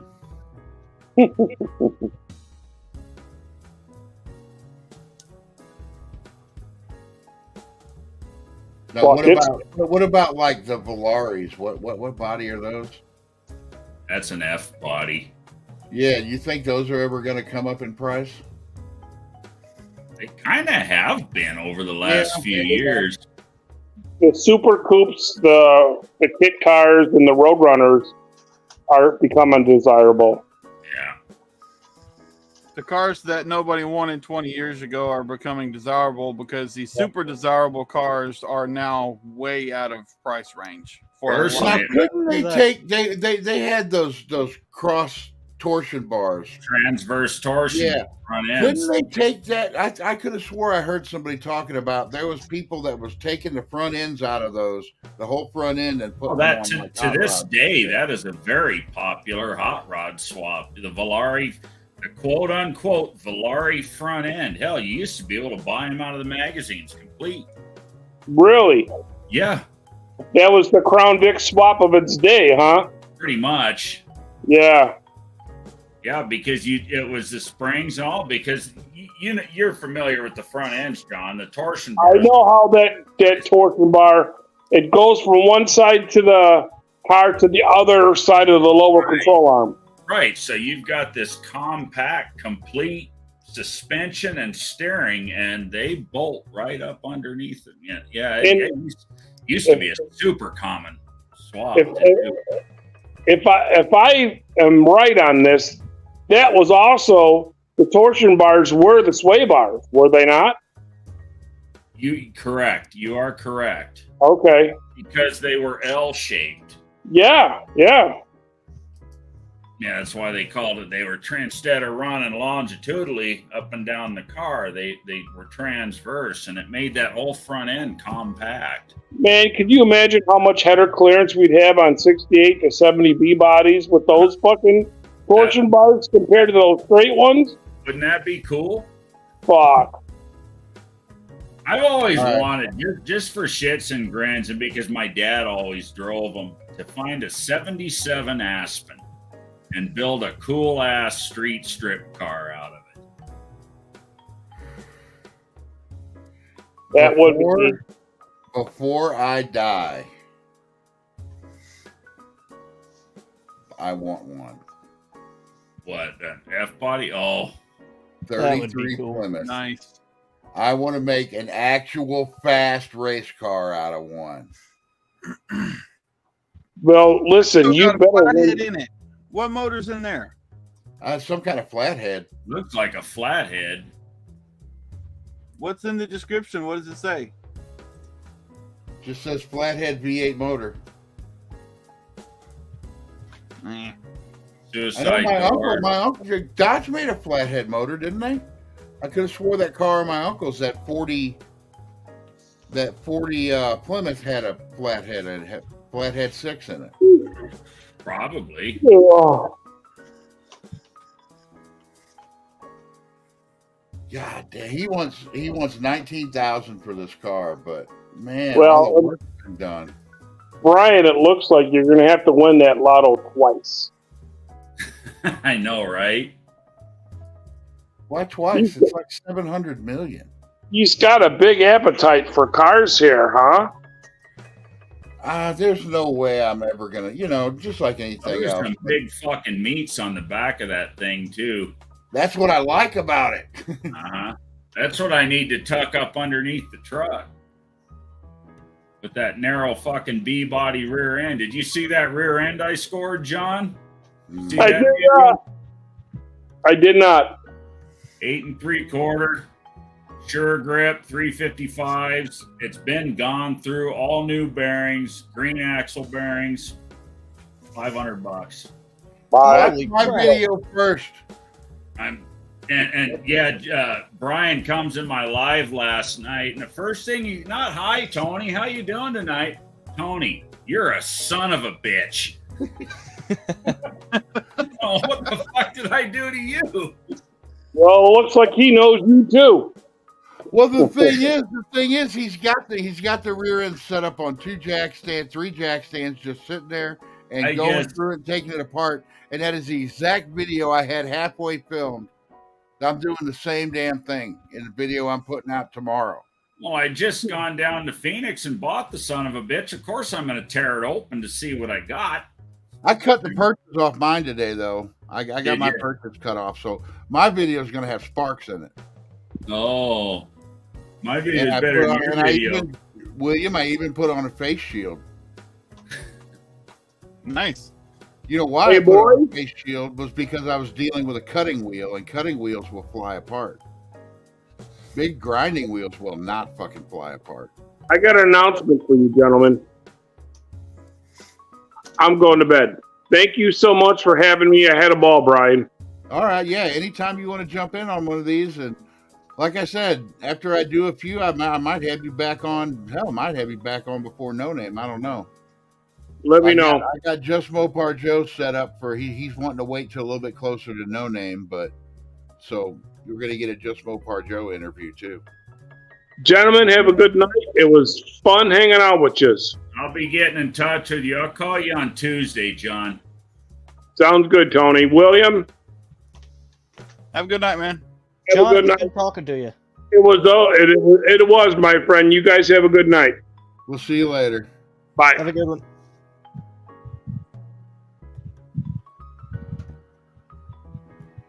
Yeah, I'll probably let this go maybe another half hour. Yeah. They're talking about 8 3/4. I picked up a narrowed 8 3/4 housing with custom Dutchman axles, already set up for a 4-link. From wheel flange to wheel flange, it's 42 inches. Nice. I think I picked it up for like $300. Nice. What are you gonna put that under? Red Rocket. I knew it was going to be the Red Rocket. You don't know about my 440 Cushman project? No. Do you know what a Cushman is? I do. I'm dropping in a 440 into the Cushman that's actually behind me. Dropping in a 440. I've already got the rear frame section made. You can actually see it sitting on the back of it. I'm gonna lengthen the front. I'm gonna have a straight axle front end and 323 gear sure grip in the back. Nice. And that's what you're gonna use that narrow housing for? Yes. Nice. It's on the rear end is already set up for a full length, so all I have to do is put up the attaching points on my frame. Yeah, you got half the work done already. That's cool.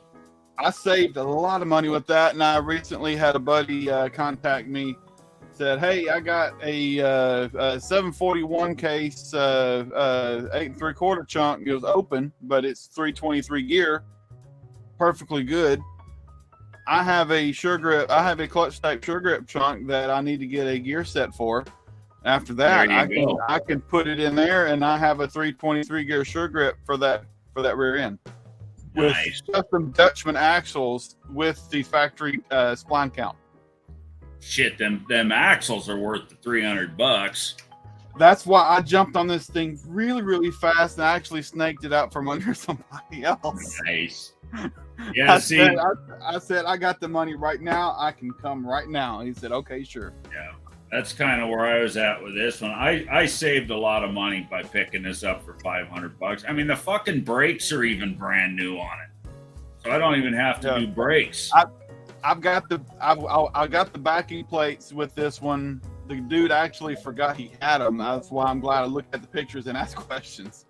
But more importantly, I need to get the drums. Importantly, Tony saved we saved Tony from putting a 9-inch under his Raker says Mopar Jeff has an Aspen race car. I think I've seen he's done videos on that one, hadn't he, Raker? Dude, Jeff's Aspen race car is friggin' awesome. I think I've seen that car on YouTube. Jeff's an awesome dude. He is. Yeah, I like his channel. When we went up to Mopars in the Park, we got to hang out with him and Mark. Yeah, Jeff is an awesome guy. He's very knowledgeable on the stuff he talks about too. I know who you're talking about. Yeah, he's a big A-body guy. But you know, this axle that I picked up, William, it's a 489. It's a 489 case. So, and I don't know. I haven't pulled the pinion off. Seeing as it's been gone through and everything else I found, I won't be surprised if I don't find the eliminator in there. But I have one. I ordered a new. I got the 1350 yoke and eliminator from Dr. Diff. It showed up day before yesterday. Yeah. That's really all I got to do to it, and it's 5 inches narrower than the rear end that's under the truck now. So what? Different offset on the wheels, and more room for big fat tires. Exactly. You put north of 700 horsepower in a truck, you need all the fucking tire you can get under that thing. Oh yeah, engine light. Yes, we do need to. We do need to get back on that thing and get that rear frame section burned in there. I'm gonna have fun playing with that playing with my plasma cutter. Nice. The rear frame section on this thing is just flat metal. It's just flat metal bent. So cutting it out, and the main frame structure is tubing, and you can see that, and it's decently thick-walled 2.5-inch tubing. So it'll handle what you're planning on doing to it. Then that's cool. Yeah. So and the frame section that we built, we're building it out of 2x4 3/16 wall. And we're using some weld-on spring perches to weld it to the original Cushman frame. That'll work just fine. It'll be, and by the time we're done, it'll be a full frame from front to back that we're grafting on. So it's just strengthening up everything, so it can take any abuse I'm going to throw at it. Are you gonna try to have this thing at no name? Not this year. Not this year. Yeah, that's a hell of a lot of work in 60 days. This is my 2024 no name project. Yeah. If you don't die the first time you drive it. Oh shit! You have no faith, Brian. When it comes, I've been told I'm crazy since I first started talking about Cushman. It's not a car. Come on! They make motorcycles with 502 big blocks on them, for God's sake. And those people are fucking crazy too. Yes, they are, but they don't die. My plan for the straight axle, Speedway Motors sells a straight axle that you can get. That you can order a custom length, and like for a roadster or something, for a gasser, yeah. For the straight axle and the leaf springs, it's just under 600. Oh shit! And you can get a custom length. My plan is to have the front and rear wheel flanges the same distance apart. So the front's going to be 42. Where are you buying this from? So you're going to say custom length, and you're going to, and they're going to be like, oh, okay, wow, that's narrow. What are you putting this in? And I've already talked to them. You say Cushman, they're going to be like, I've already talked to them. I told them I'm building something I guarantee you've never heard of. I started off with, do you know what a Cushman is? And he said, yeah, the little scooters. And I said, yeah, they also make 3-wheel models, like utility carts. I'm dropping in a 440 in one. And he's like, wow. I've got a few videos on it already. Just the introduction, and I'm calling it the Red Rocket because the first time I saw pictures, I could swear up and down this thing was red. Well, that's just some spray paint. You can get some. I like the name. Paint. The name is sticking. The name is staying. So when I do get all my modifications done, it will be getting a coat of the finest Tractor Supply red. You're gonna. But yeah, I cannot. I hoping to have the full frame welded in before the end of the year. So it's and next year will be the we'll be getting the front end set in, finishing the welding on the rear end, getting it welded in. If we don't get it done this year with figuring out the 4-link setup and all that, but I am really looking forward to it. And my eventual plan it's just a motorhome 440. I've already got the 440. And I've already got a short tail shaft 727. Oh, nice. That it has a bolt-on yoke that I'm thinking about using still, and just having one of those telescoping drive shafts. Yeah, with a slip yoke in the center. Yeah, I figured that would probably be the easiest way for me to continue using what I have without having to modify stuff and just get the telescopic drive shaft, provided it can withstand torture like burnouts and wheelies and stuff. If it can't, then I'm gonna have to convert over and then just figure out from there. Does that that short shaft with the bolt on, has it got the drum brake, the emergency brake on it still? Nope. No. It never had it. It was out of a 74 Winnebago.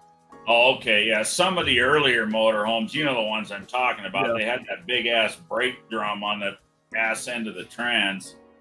I wouldn't mind having one of those, honestly, so I could easily rig up a parking brake. A parking brake, yeah.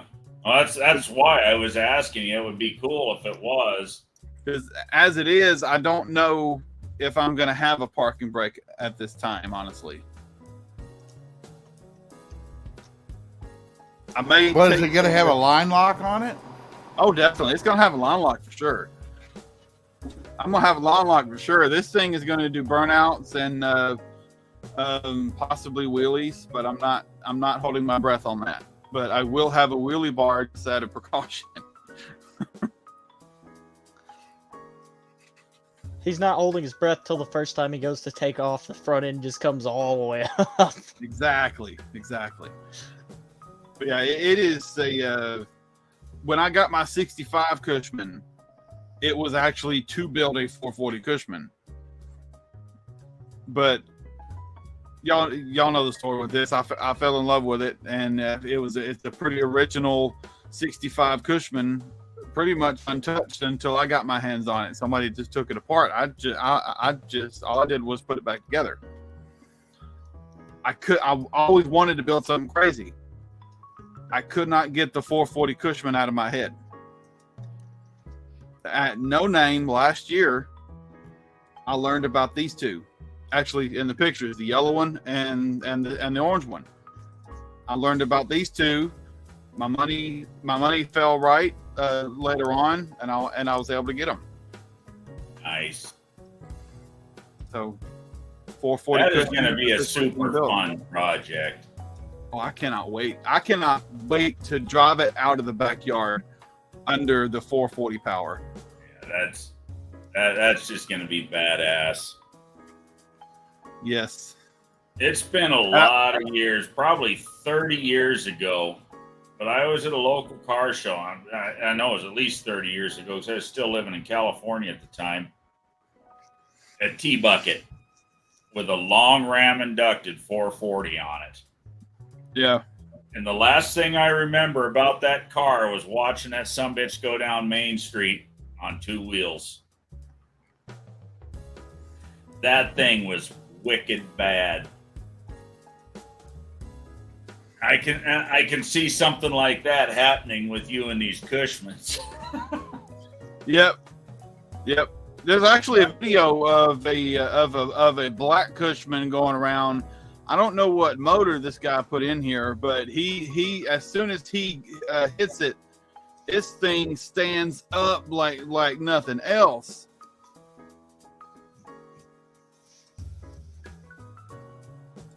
Trying to find a picture I posted in Discord. There they are. I've actually got the wheels for it already. Nice. Real nice. Brian, that's your car for when you sell Ben. I would buy something like that for sure. Look at that. That's fucking badass. Dude, yeah, that'd save all the time for having to build a new no-name car, too. Yeah. That's got a 9-inch in it. Well, it's a Ford Pinto. It's supposed to have a 9-inch in it. Look at the zoomies. Oh, man, this thing gets better the more you click into it. Nice. Is that? I'm genuinely in love right now. Wow. This thing must have a Lenco in it. That's what it looks like to me. That's That's what Look it's at got. those shift, yeah, Lenco shifters. Oh, this is beautiful.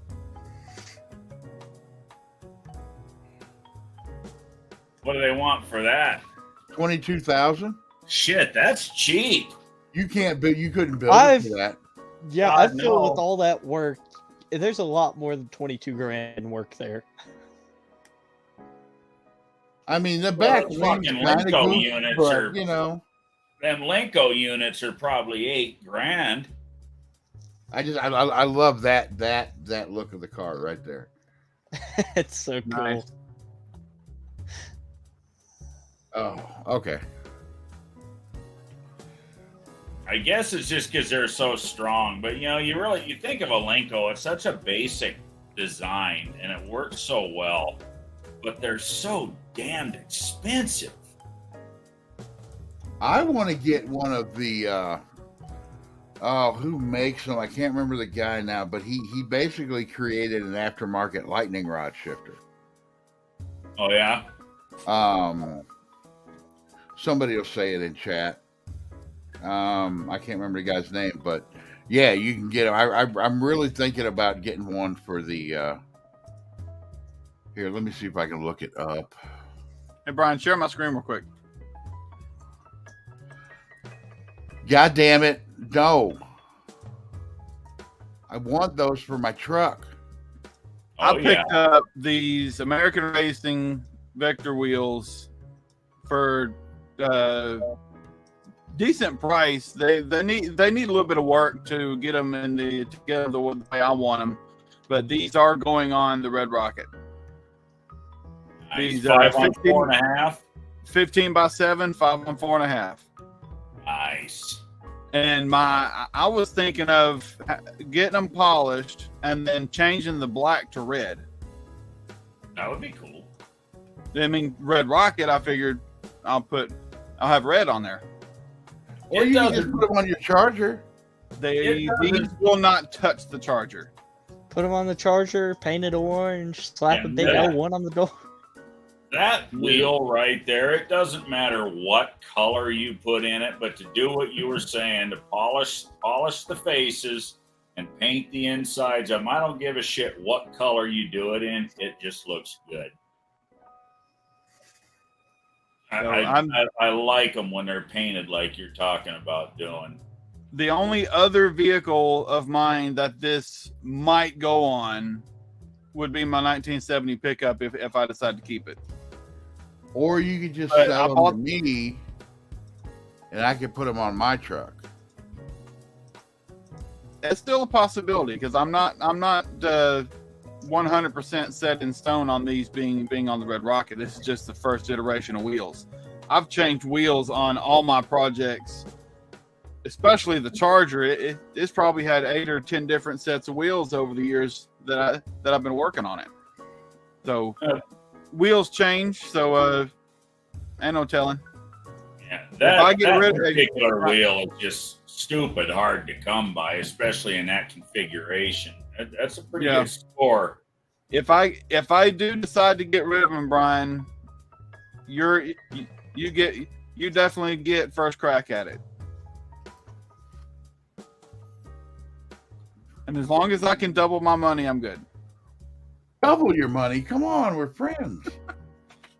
No, it's what I paid for it. It'll be fine. $50, actually, right? I paid $160 for these. No shit. Worth it. I paid $160 for these. No shit. That's a score. I had to lightly sand the inside of the wheel so I could see the 15x7. And so he said it was American Racing because the center caps, he said, were all rusted, but they said American Racing on them. So I imagine they're originally, it's just an old set of the American Racing Vector wheels. Right. I was to say either that or US wheel. Yeah. That would be all back in the 70s though. I sanded a little bit, but I didn't see American Racing anywhere. They might be original US wheels. If there's no American Racing cast into them. I'm gonna look again, and I think I remember seeing something on it, but I'll sand on it again and look and see if I can see any other maker's mark.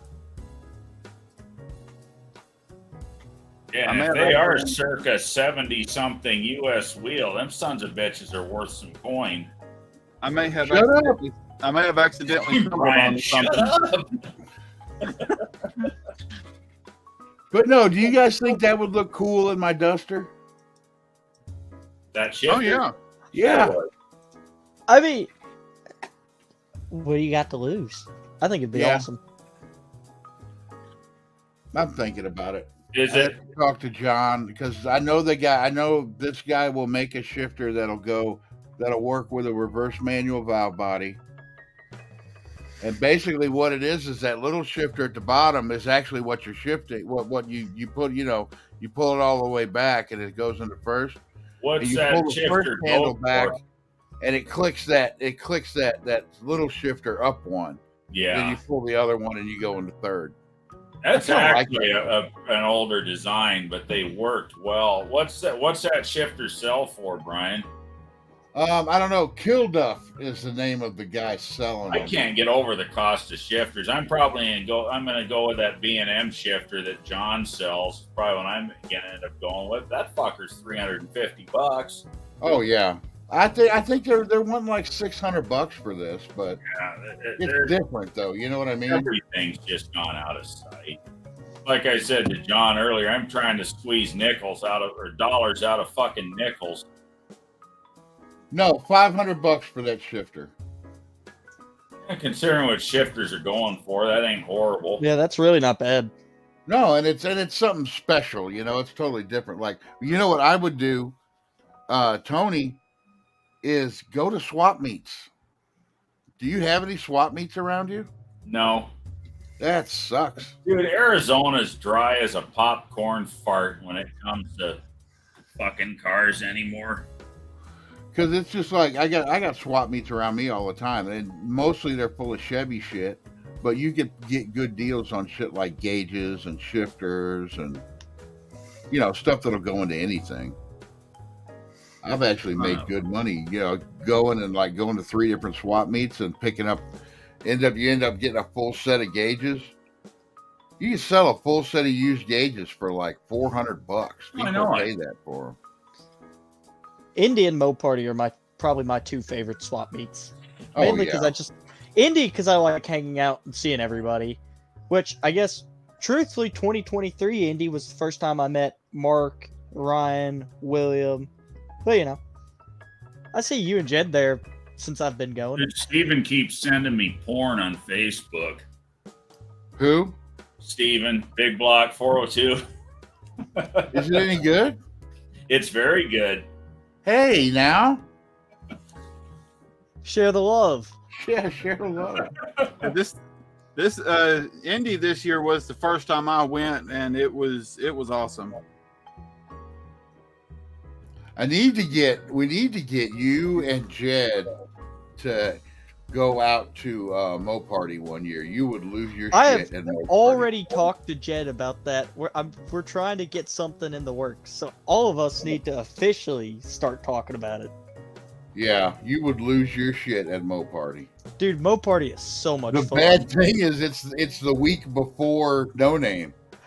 So it's like I'm going, but because I've gone all 3 years. See, I know Brian's gonna be busy the week of Mo Party, and then he's got No Name right afterwards. Because I've got the same exact stuff. Well, what I want to do, honestly, and I'm gonna try to save my vacation days up and do it next year. But I would like to go to September. Would just be fucked for me. I probably wouldn't hardly work the month of September.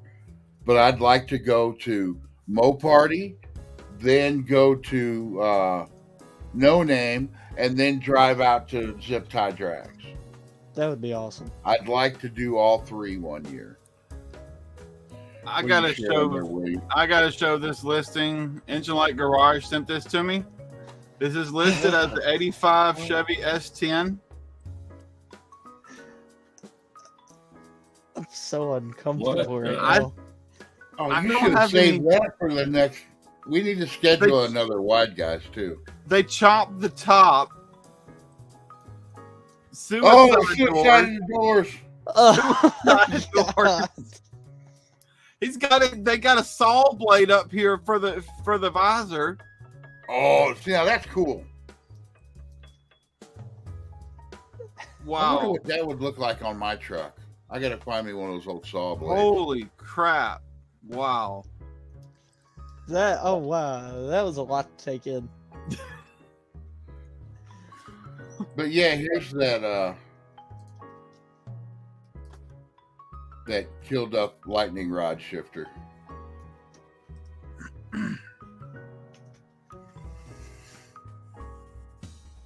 They look really cool if you got a 4-speed transmission because there's another stick. There's 3 sticks or 4 sticks. But I think for the Duster, I may actually look into that. One of my buddies actually had a Dart Sport that had a Lenko here a while back. It was a little special though. It actually turned out to be Don Carlton, the 74 Dart Sport. Like, it was right after Chrysler pulled out of racing. And he got it. It was painted up as this car called the Mopar Blues, but he had the Hemi with it, the Lenko, and everything. See what Steven said in the chat? He said if I had any other people on Facebook, I'd send you the car pics too. That's what I was talking about, the porn, car porn.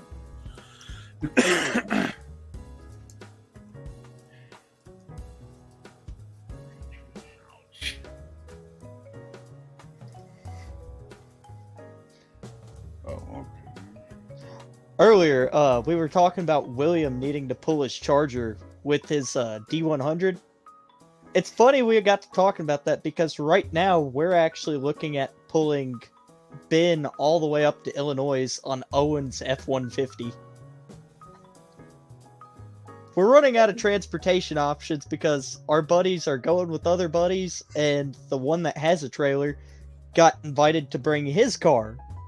So we're making do with what we got. Yeah.